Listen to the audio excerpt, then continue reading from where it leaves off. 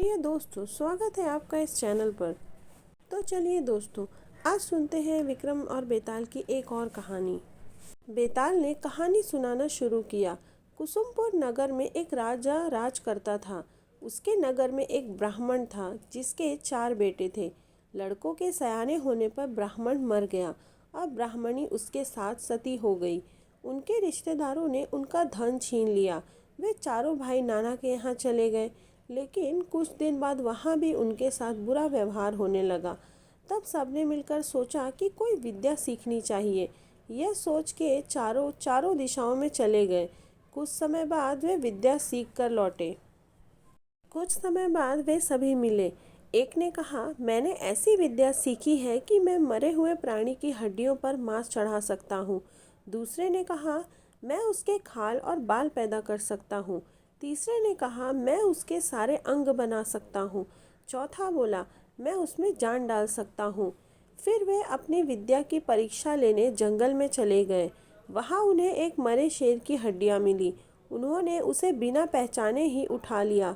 एक ने मांस डाला, दूसरे ने खाल और बाल पैदा किए, तीसरे ने सारे अंग बनाए और चौथे ने उसमें प्राण डाल दिए।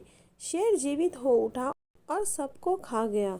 यह कथा सुनकर बेताल बोला, हे राजा, बताओ, उन चारों में शेर बनाने का अपराध किसने किया?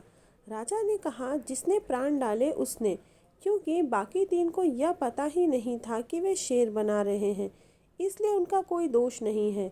यह सुनकर बेताल फिर पेड़ पर जा लटका और राजा उसे फिर लेकर आया। रास्ते में बेताल ने एक नई कहानी सुनाई।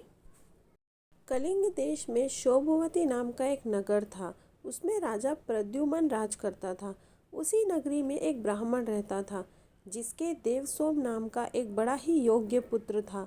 जब देवसोम 16 बरस का हुआ तो सारी विद्याएं सीख चुका, तो एक दिन दुर्भाग्य से वो मर गया। बूढ़े माँ बाप बड़े दुखी हुए। चारों ओर शोक का माहौल था। जब लोग उसे लेकर शमशान में पहुंचे तो रोने पीटने की आवाज़ सुनकर एक योगी अपनी कुटिया से निकल कर आया। पहले तो वो खूब ज़ोर ज़ोर से रोया, फिर खूब हंसा, फिर योग बल से अपना शरीर छोड़कर उस लड़के के शरीर में घुस गया। लड़का उठ खड़ा हुआ और उसे जीता देखकर सब बड़े खुश हुए। वह लड़का वहीं तपस्या करने लगा। इतना कहकर बेताल बोला, राजन, यह बताओ कि वह योगी पहले क्यों रोया और फिर क्यों हंसा? राजा ने कहा, इसमें क्या बात है?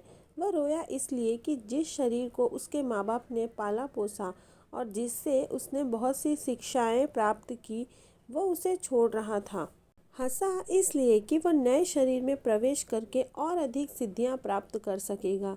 राजा का यह जवाब सुनकर बेताल फिर पेड़ पर जा लटका। राजा उसे लाया तो रास्ते में बेताल ने कहा, हे राजन, मुझे इस बात की बड़ी खुशी है कि बिना ज़रा सा भी हैरान हुए मेरे सवालों का जवाब देते रहे और बार बार आने जाने की परेशानी उठाते रहे। आज मैं तुमसे एक बहुत भारी सवाल करूँगा, सोच समझकर उसका उत्तर देना। तो दोस्तों, क्या होने वाला था आगे? क्या बेताल इसी तरह विक्रम को कहानियाँ सुनाते रहेगा और विक्रम उसे पेड़ से उतार कर लाता रहेगा? तो दोस्तों, बने रहिए इसी तरह कहानी में मेरे साथ और जानेंगे कि आगे क्या होने वाला था, क्योंकि इसी तरह आने जाने का तो सिलसिला चलने वाला नहीं था। क्या मोड़ लेने वाली थी बेताल की आखिरी कहानी, जानेंगे अगले भाग में। आगे कहानी सुनते रहने के लिए चैनल को लाइक करें, शेयर करें और सब्सक्राइब करें। धन्यवाद।